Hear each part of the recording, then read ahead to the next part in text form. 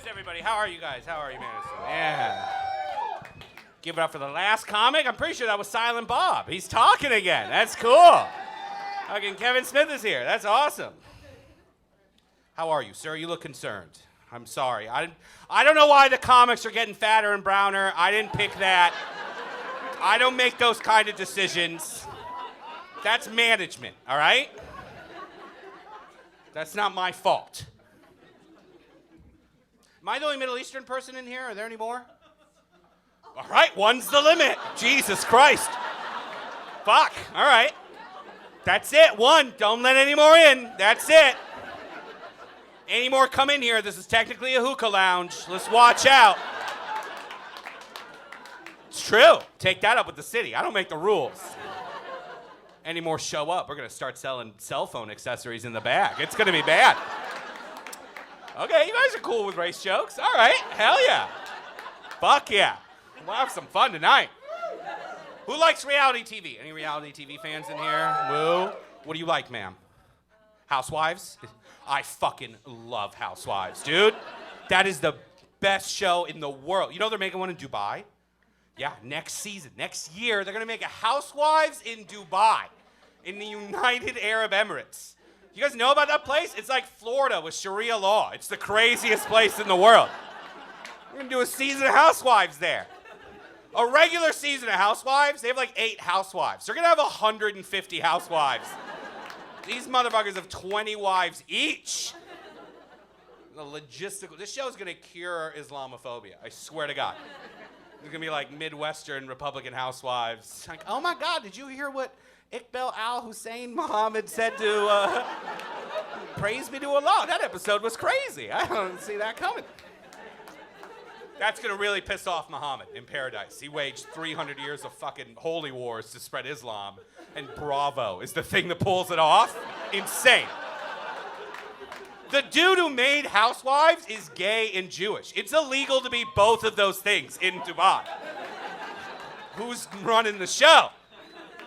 You know how in Housewives there's a thing where the housewives are like, I'm this, right? Like in the credits? What are the Dubai ones gonna be? Like, Death to America, the Great Satan.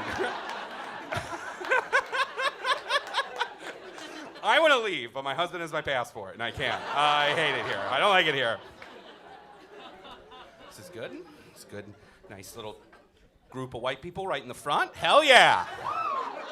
What are you guys doing? Making a podcast? What's going on up here? You guys hanging out? You guys brewing some kombucha? What's up? I'm an expert on white people. I know everything there is to know about them. I've studied you guys. I know everything. 25% of white people dress like zookeepers. That's a fact. You can have that one. It's true. Too much khaki, too many pockets. It's a stupid look.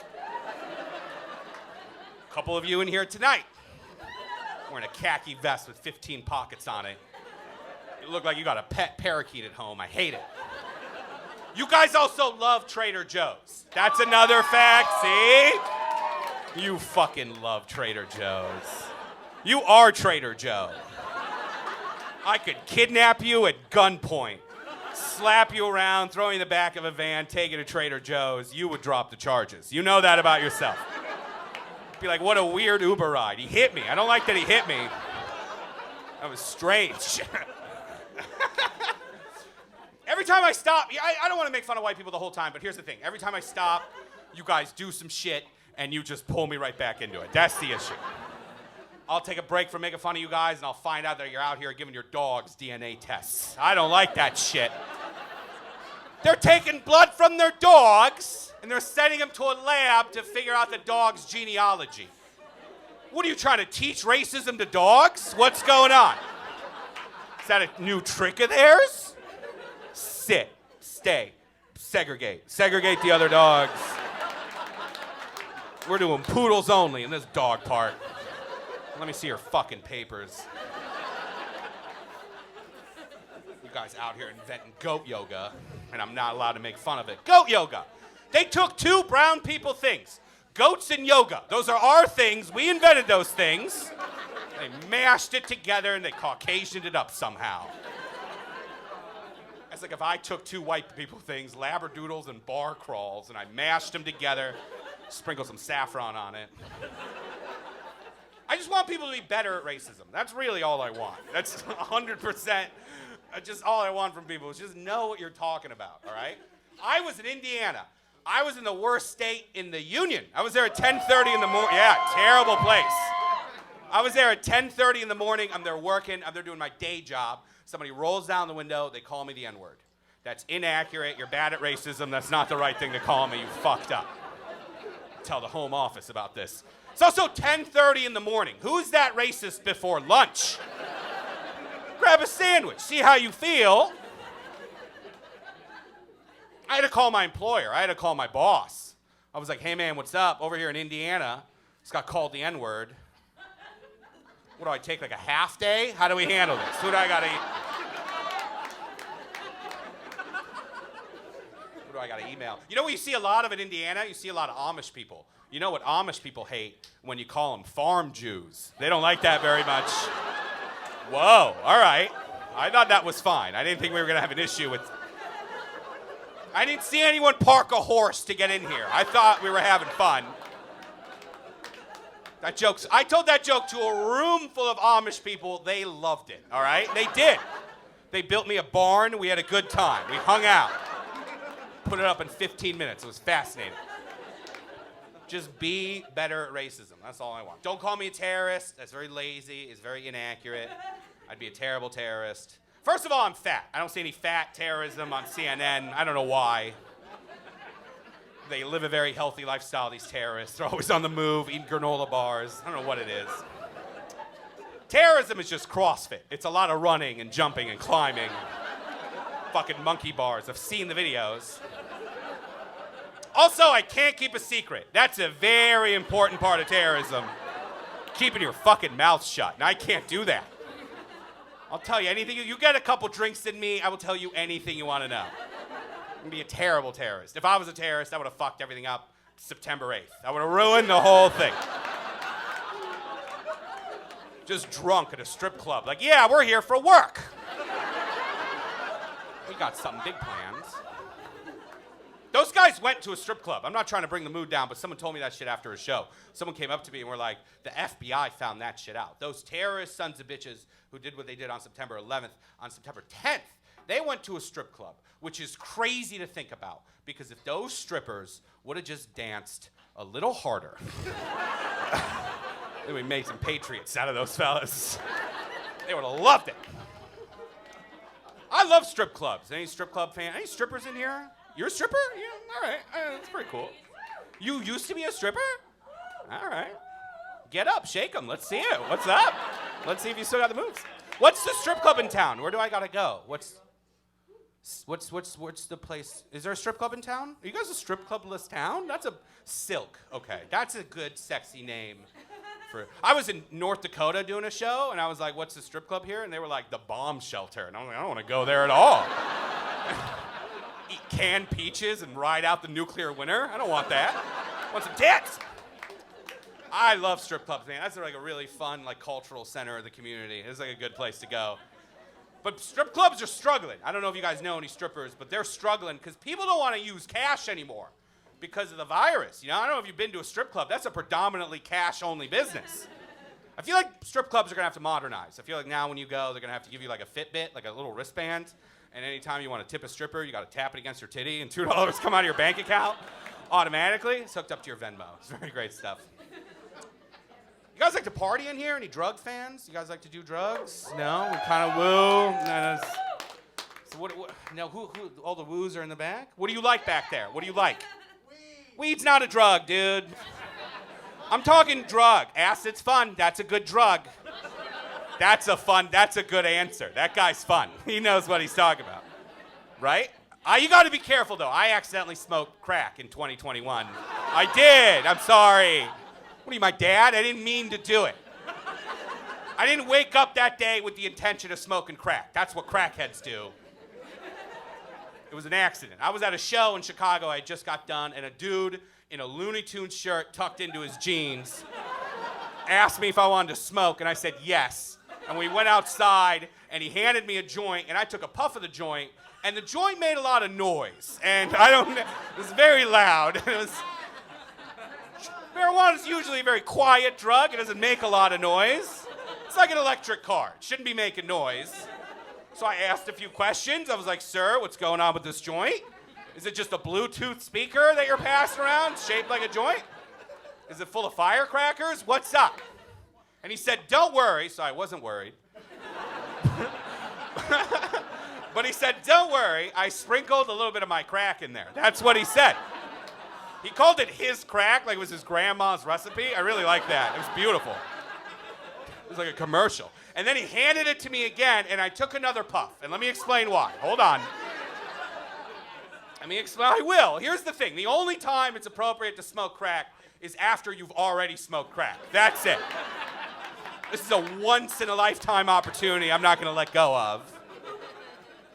Number two, you ever go to a restaurant, you order something, you get the wrong thing, and you eat it anyway? Exact same situation. I swear to God. I didn't order a joint of crack, but that's what I got, and I'm hungry. I'm going to eat it. Number three, who shares crack? That's insane. It's the most Christian thing I've ever heard in my life. It is. That's what Jesus would do if he smoked crack. He'd be like, blessed are the meek, for they shall inherit the crack. That's how that would have gone. He would have been up in 2 days selling all the copper piping out of Bethlehem. All right, you guys like weird stuff. That's cool. That's cool. Are there any other fatties in here? Am I the only fatty? Are there any other big fat men? No, a lot of people are looking around. All right, calm down. Put them in a camp or something. Chill out. I just want more fat friends. That's all. That's the only reason I ask. I just want more fat people to hang out with. I just don't have a lot of fat friends. We don't live long. That's the issue. That's the real issue. It's true. We're very cute. We're very cuddly. We're very fun. We got a lot of health problems. We're like pugs. You ever see a pug? That's exactly how they are. Cutest dog in the world. They live for 2 weeks. I don't know why. God made them so they can't breathe. That's not my fault. If you have a pug, go home. That thing is dead. You got to dispose of the body. Neighbors are going to start complaining soon. It's a bummer being fat. If I go to a thrift store and I buy a 3XL shirt, I know someone died in that shirt. I don't want that shirt. I want a shirt, not a ghost. This is a bummer. I want so many fat friends that when we go out, we can't all get on the same elevator at the same time. We got to go in shifts. You understand me? I want to live in a city full of fat people, but that's hard to look up. There's no census on where all the fatties live. You got to use context clues. You know how you know you live in a city full of fat people? How long the crosswalk timers are. Yeah. It's a good way to tell who's in charge. You ever been to Milwaukee? You got 22 minutes to cross a street. An entire episode of 2.5 Men. Because that's who's crossing the street. One guy who's 2.5 Men. He's huge. It's going to take him 22 minutes. Crosswalk timers are very valuable information for me. I'm glad you guys have those here. Because sometimes I'll get to an intersection and I'll be like, oh, I got 8 seconds left to cross Grand Avenue. That's half a mile land. I don't have the endurance to pull anything like that off in 8 seconds. What I'm going to do is I'm going to run out the clock because I need a fresh 30 seconds. That's what I need. Really, I need 45 seconds, but the city of Chicago is not answering any of my phone calls or emails about that. I got to wait until I get a big fat lawyer or something on the case. If I try to run that in 8 seconds, I'm going to get tired. I'm going to run out of breath. They're going to call the cops. I'm going to end up on the news. They're going to be like, DJ Khaled is blocking Grand Avenue. 30 seconds have gone by. And another one. That's 30 seconds have gone by. He's still there. Are any doctors in here? This is a smart city. Any doctors? No? You? One? What kind of doctor are you? Let me have some drugs. What's up? What kind of doctor are you? Pediatrician. That's for kids. That's important. That makes sense. I don't like doctors. I like you guys. I don't know. Here's the thing. Hold on, ma'am. You're rich. Chill out. You're fine. You're doing all right. I took a train here. Chill out. I like doctors. I trust you guys. I trust medicine. I get it. You guys are expensive. I don't want to pay the money. I don't have insurance. I don't like it. I'm sorry. That's fair. I know. Like, you know what I like? I like when a Walgreens has a doctor's office. That's my shit. I know. I want to buy Flamin' Hot Cheetos from the same person I'm getting my medicine from. That's... But you got to be careful, because one time I got a prostate exam at Dollar General. Here's how that happened. It's a true story. I swear to God. You get older, you got to get a prostate exam. That's what I was told. I didn't want to spend a lot of money. So I picked the cheapest doctor's office I could find. Unfortunately, it shared a building with a Dollar General. They were in the same compound, you know. You kind of had to walk through the Dollar General to get to the doctor's office. There were some red flags, you know. I went in, everything seemed normal. The doctor showed up. He put a finger in my butt. While he had a finger in my butt, he was like, "Oh man, I gotta go get Mike." And I was like, "Who the fuck is Mike? Why are we including... Who is Mike? What are you, stuck? We don't need Mike. This is fine." And he said, "I gotta get Mike because you got a long ass." That's what he said. He was like, "I couldn't reach your prostate. It's like a Buick back there. It's huge. I gotta get Mike because Mike has a real long, bony finger." That's what he told me. I'll never forget it. Yeah, I know, right? Everybody in town knows Mike and his ghoulish finger. But he never called him Dr. Mike. He just called him regular Mike. It's a huge red flag. Who's regular Mike? I want Dr. Mike. I don't want regular Mike. He goes, he gets regular Mike shows up. I never saw his medical license. I did see his finger. He had a long, he looked like Nosferatu. He was ready to go. Here's the thing though, Mike showed up to that appointment wearing a Looney Tunes shirt tucked into his jeans. That was the real problem. That did actually happen to me. And then this dude was like, Mike was like, "Yeah, man," after he got done, Mike was like, "Yeah, man, I would get a second opinion if I were you." He said that. Mike, buddy, you are the second opinion. What are you talking about? We went and we got you from the Dollar General to complete this exam. Fuck. You guys are a lot of fun. I'm going to say a controversial thing, even though I've said like 6. But I'm going to say one controversial thing. Cats are the only acceptable pet. What do we think about that? Wow. Hell yeah. Hell yeah. Yesterday, the show they had, like the 7:30, they did not one person, and shut up. You know, you're outnumbered. You waited so long to say no. Allergies, that's a you problem. The rest of us are fine. Get a hairless cat. Cats are great. I love cats. Cats are wonderful. Only acceptable pet. No more pigs, no more horses, no more dogs, just cats. Here's the reason though, because cats chose us for companionship. Did you guys know that? Cats just started showing up to people's houses in ancient Egypt, and people were like, "Dope, I got a pet. That's cool." This thing just showed up and laid down. That's adorable. That's why they worshipped them, because cats are smart. Every other animal, we had to beat that into them. It took 500 years of conditioning to make them think we're their friends. But cats were with it. Cats are ride or die. They consented. I said that in Iowa, and a lady got real mad. She came up to me after the show, and she was like, "I have a pet pig. It's really smart." Bitch, that's because you're from Iowa. This isn't a worldwide pig phenomenon we need to be worried about. I'm not scared of Babe. It's fine. Just because your pig can beat you in Scrabble doesn't mean there's a Planet of the Pigs type situation about to kick off. I think we're fine. We're shitty to animals. I'm not like a animal rights guy, but the more I think about it, I think I am, because we're shitty to animals and it doesn't make any sense to me. You guys this is a weird transition, but you guys anyone in here ever do ketamine? Any ketamine fans?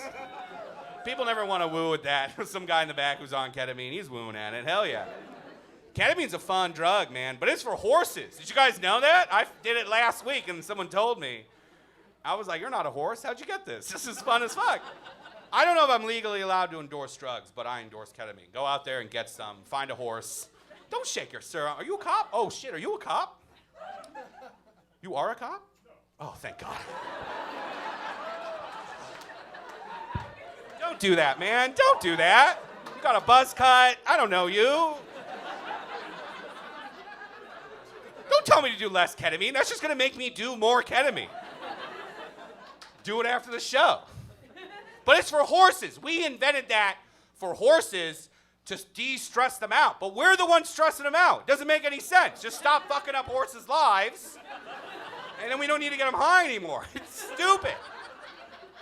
I mean, ketamine's great, but don't fuck with horses. We went up to a horse, and we were like, "Hey, horse, you look real stressed out there. So we made you a real fun drug that we can also do. But also watch out. If you fall and break your leg, we're going to shoot you in the fucking face." That's what we do. If a horse falls and breaks its leg, a bunch of doctors in a room decide that we should shoot that horse in the face without consulting with the horse or fixing the leg. Fix the leg. Why do you have a gun in your bag? You're not a doctor, you're a murderer. This is crazy.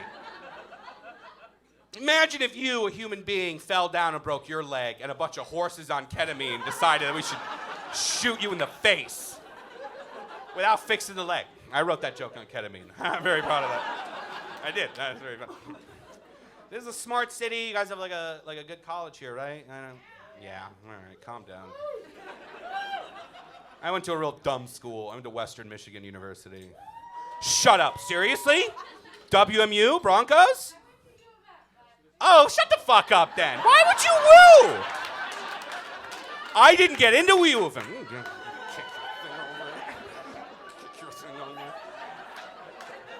That's so annoying. Go Broncos. Fuck U of M. Bunch of dorks. I didn't get into U of M at the height of affirmative action. That's how stupid I am. They were letting in everybody. They were like, we don't know. I don't know about you. Any cryptocurrency douchebags in here? You guys are smart. Anybody? Oh, the cop, of course. Lieutenant Columbo, super into cryptocurrency. That makes sense. Are you really? All right, we'll talk after the show. Give me some advice. Is it real money? All right, don't do jokes. I'm the one doing jokes. It didn't even land. They didn't like it.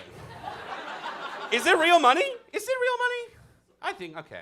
It's not the first time we've done dumb shit like that as a civilization.